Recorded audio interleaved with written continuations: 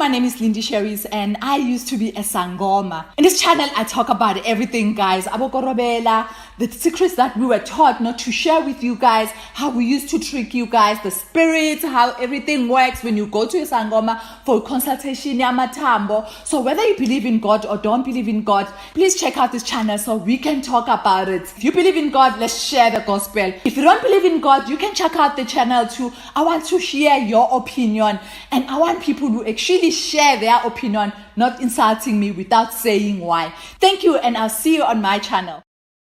Thank you so much for joining me on my channel. My name is Solomon Izange Shams, and good to be with you. Thank you so much, guys. Thank you for being here and watching this. Yes, today I'm wearing a suit, believe it or not. My son saw me and he was like, "You don't look like my dad, but you need to be a model." So I wear suits, you know, I go for meetings or I go to places. I love it. And I think I have to start wearing more of this, isn't it? Yeah, I need to get a few more and put this on. Thank you so much, guys. Really appreciate you. If you haven't subscribed yet, please make sure you subscribe. Solomon's Temple. Click on subscribe right now. Do so. So anytime we come live, you're going to get some sort of notification. And as you know, I'm on a drive fundraising, raising money. I need to raise about $20,000 to pay for legal costs to Alv Lukau. He calls himself a pastor, but for me, he's a charlatan. This is Alv Lukau. How can a pastor be like this? Like a politician, like a celebrity. That's him coming out of the car. He's treated like royalty. He took me to court because I was exposing him. And he said he's going to make sure he deal with me. And he managed to get through courts. I went to prison, came out of prison. Now he wants me to pay his legal fee and the court agreed with him. So I'm raising that money to pay. If you want to help, which I believe God will provide all of that and give him. It's just money, isn't it? I'll give it to him. If I had the money myself, I'll give it to him with no hesitation. But please do so via PayPal, solomontalks@yahoo.com. Make sure you do so via PayPal, solomontalks@yahoo.com. I need to raise this money urgently. If you are in Nigeria, please use this GT Bank account. And if you are in South Africa, you can use this. Or if you want to use any other method, please call me on WhatsApp or send me a message on WhatsApp, +27 82 212 9438. +27 82 212 9438. And again, this is PayPal, solomontalks@yahoo.com. So, sometimes we hear news. Before I actually go there, I saw Ola saying, "Uncle Solomon, greetings from Nigeria." Greetings to you also. Nati says, "Pastor, you're looking great. Toys, hard work, formal." Thank you so much. People complimenting my suit today. Yana Paul saying, "Good evening, Uncle Solomon. You look real good." Thank you. Thank you so much. Watching from Zambia, just saying, Christine, awesome to have you here. Good to have you here. Also, Henry, and there's Peter. There's Anita. Thank you, Anita, for being here. There's Toko. Awesome to have you here. And there is also Bongani. Awesome to have you here, guys. Awesome to have you guys. So I want to talk about a pastor, Francis God's Time. You're watching all the way from Texas, right? Yeah, all the way from Texas. Patrick, awesome to have you here. There's also Takani. Awesome to have you here. And Celeste, sister, watching all the way from TNT, Trinidad and Tobago. Awesome. Idu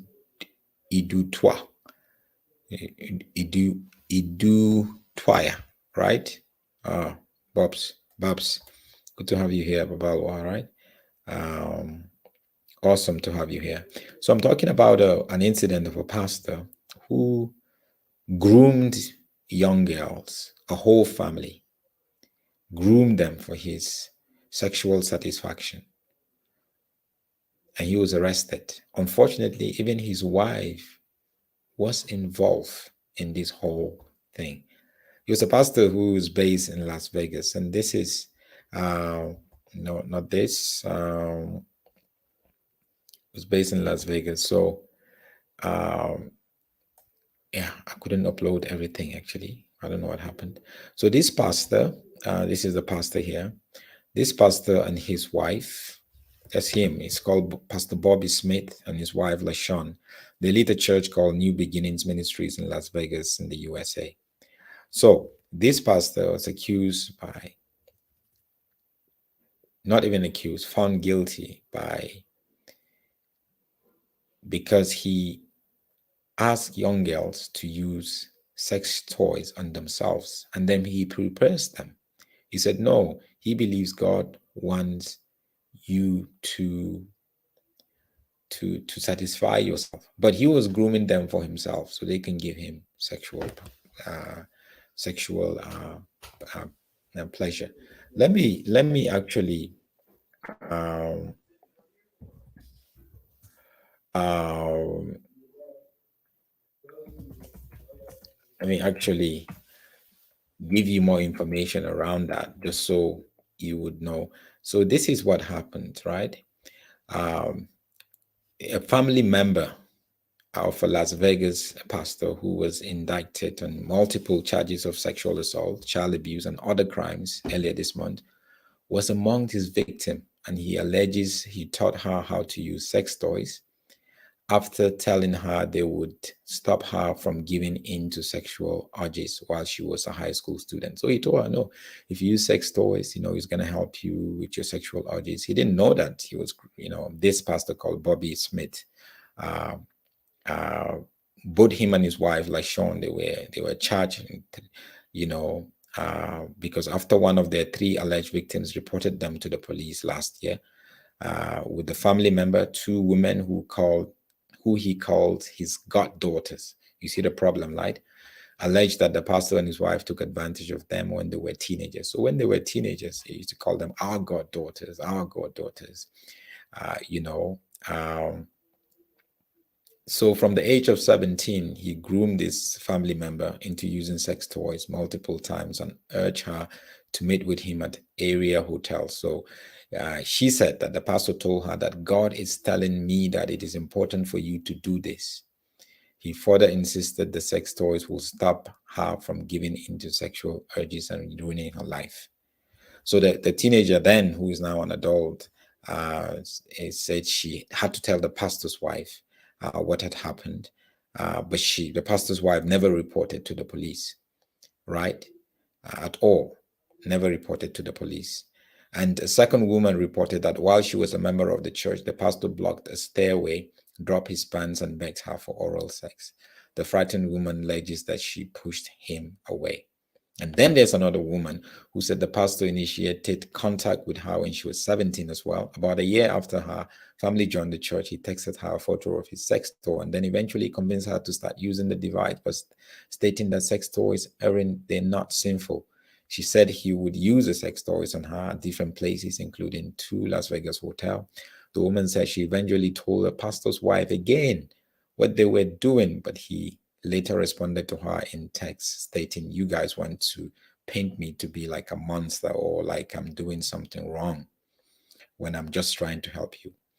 The pastor then requested a meeting with her, but when she went to the location of the meeting, he was waiting there with his wife and he told her to engage in sex acts with his wife. So the wife was also involved. Guys, sometimes we see these things and we ask ourselves, is his wife aware of what's going on? Fact is, a lot of these pastors and prophets that you see doing all sort of stuff with women, they're pastors, their wives are aware of that. Sometimes their wives actually participate in that threesome, or you and the wife, and then the husband, the pastor, will sit down and just watch. People have gotten that level where they just get pleasure from watching two people do all sort of stuff on themselves. It's real. It's real. The level of which we have pastors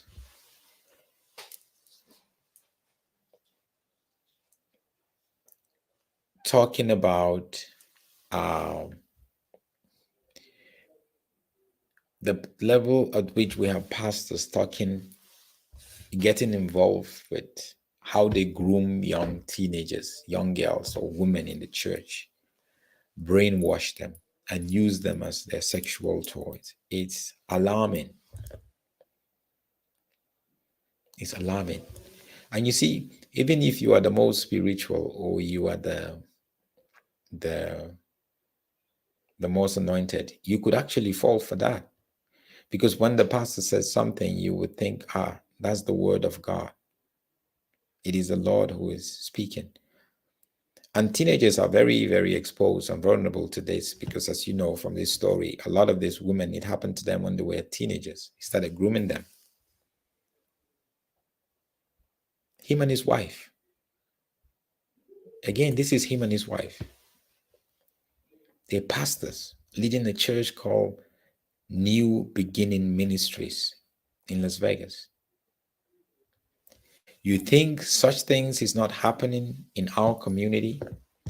I got a report the other day from Uganda. I'm still trying to build on that story and hopefully bring something out. A prominent pastor sleeping with men, with boys, not even men, boys. They groom them. Very prominent.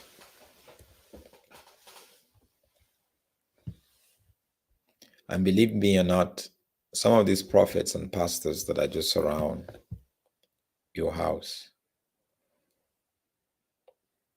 and it will shock you, pastors around your community, what they're involved in.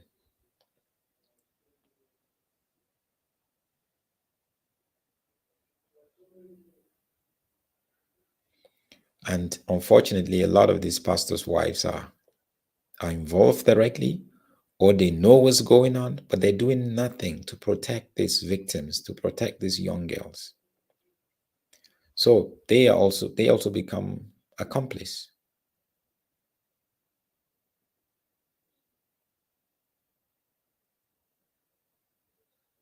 They do.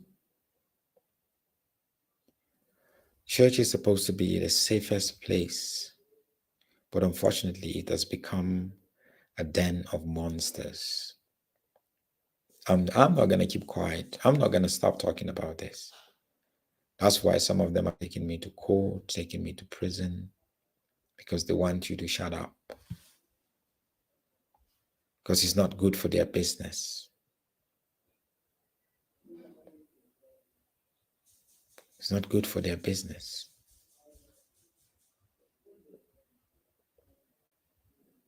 Unfortunately.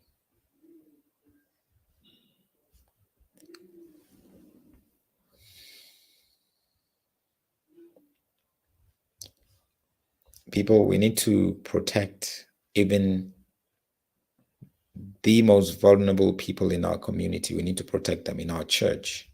When you're in church, open your eyes. Because some people in the leadership, it's not about Jesus anymore. It's about them. They're looking for victims. And some of you women, these guys groom you. They win your trust and they groom you, even if you're not a teenager. But, there's a way they groom people.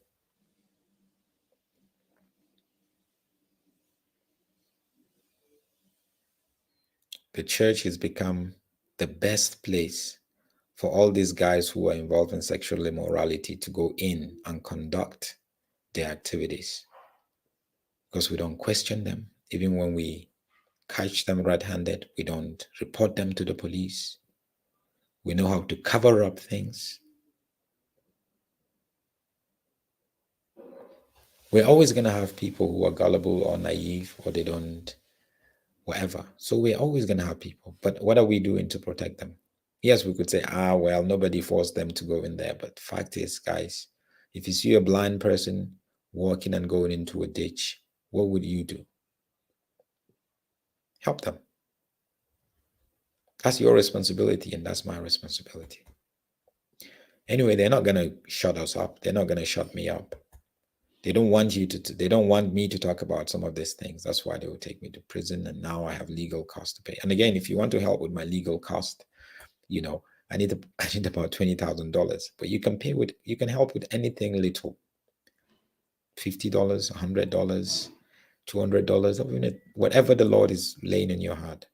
Please reach out. This same charlatan here, look at him living like a king. The one who there was some alleged resurrection at his church one time.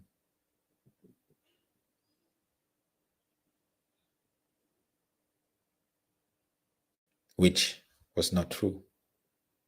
There was some HIV healing that happened in his church, which was not true. I still have the video. The same man.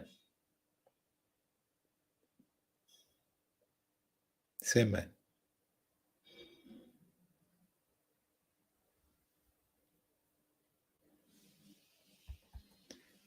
Now I have to pay him. So, guys, if you want to help me, let's get this behind us. Let's deal with this once and for all, because that's what they're trying to do.